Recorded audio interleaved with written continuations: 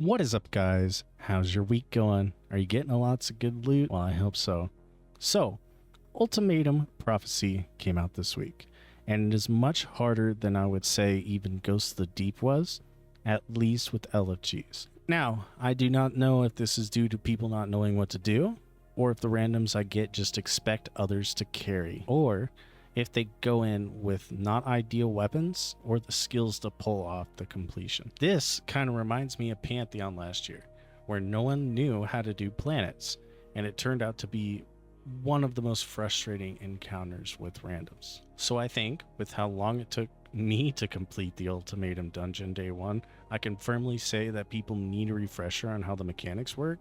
Now I know there is an explorer mode for this, but half the people I ran into seemed to have zero idea how the dungeon worked. And I assume that a majority are those who expect others to do the mechanic for them. We'll call them ad clear Andes, where they just want to sit back and let somebody else do the work. So the encounter we will break down is the cube encounter, because I think this is the encounter I struggled with the most with randoms. So for those that do not know what the cube room is, it is the second actual encounter with a rally flag. It is a small arena, and you can see it on screen. It has a cube in the center. The goal of this encounter is to rotate the cube until you get to the boss. And in Ultimatum mode, you do not want to do this randomly, as you are timed, and doing it randomly will inevitably add more time to the encounter, which you just cannot afford. Also, the one other major change in this from the base dungeon is that after the second room, there will be a Hive Knight who is immune that will chase you around. This Hive Knight has no ranged attacks, so if you need to get away from him or have a break from him, take some high ground. Go somewhere where he cannot hit you. So how do you rotate the room? Well, at the start of the encounter, you can look around and you will see the 4 walls of the room. Each wall will have a pool of either light or dark. Now the correct side will have a moat of light in front of the circle on the wall, as you can see on screen. You will want to do this every time you enter a new room, to look around, find the moat of light, make sure it's the correct side, because there's some high saturation and contrast in this dungeon that it can be hard to tell whether or not it's just light that is lighting up the circle, or if it's the little moat of light lighting it up. Now, after establishing which pool and whether it is light or dark, you will need to kill 2 hobgoblins that spawn in the rafters of the room. Killing these hobgoblins will spawn a taken knight for each hobgoblin killed. Weapons that work fantastic on these hobgoblins are snipers, machine guns, or something like xenophage. Xenophage one-shots these hobgoblins and is actually a pretty good option in this encounter.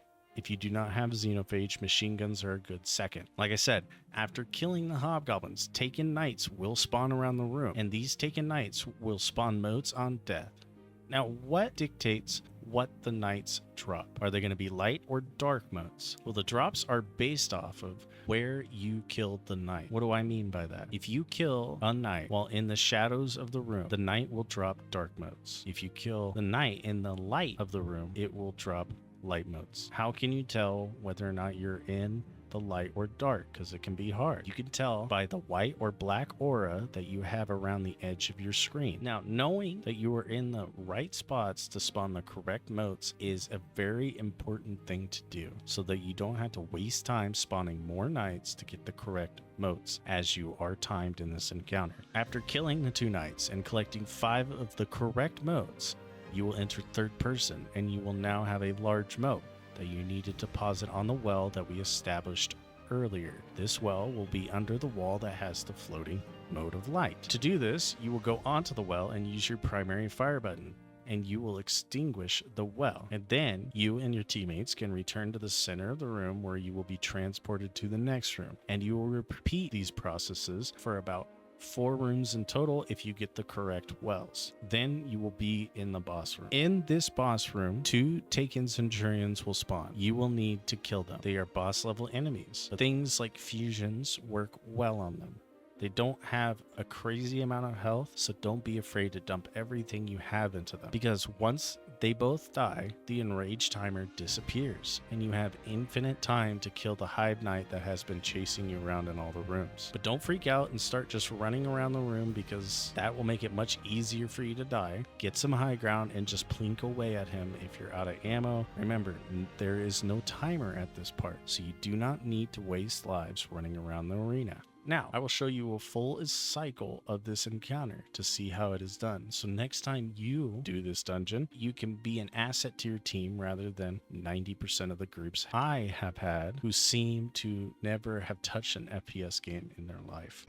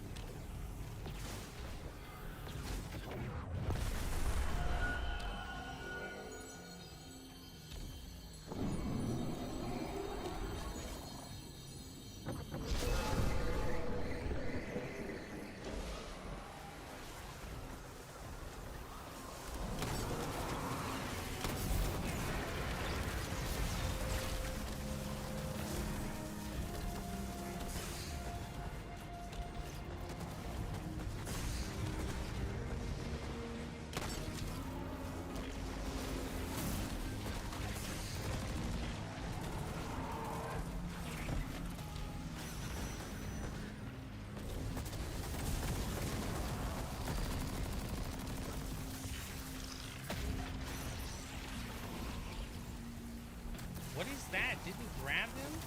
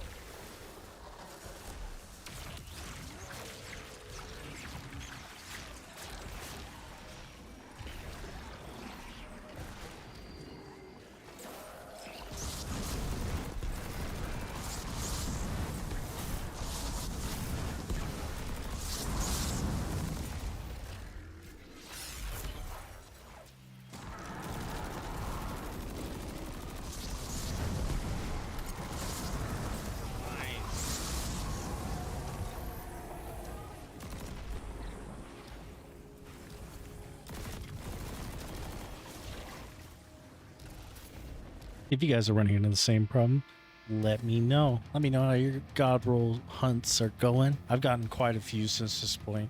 I did a lot of farming yesterday. This video was from when it first came out. So I've been getting a lot of good rolls. Definitely farming the first encounter, if you can manage to get the one phase, is definitely the fastest. And if you like this content, make sure to like and subscribe, and I will see you all later.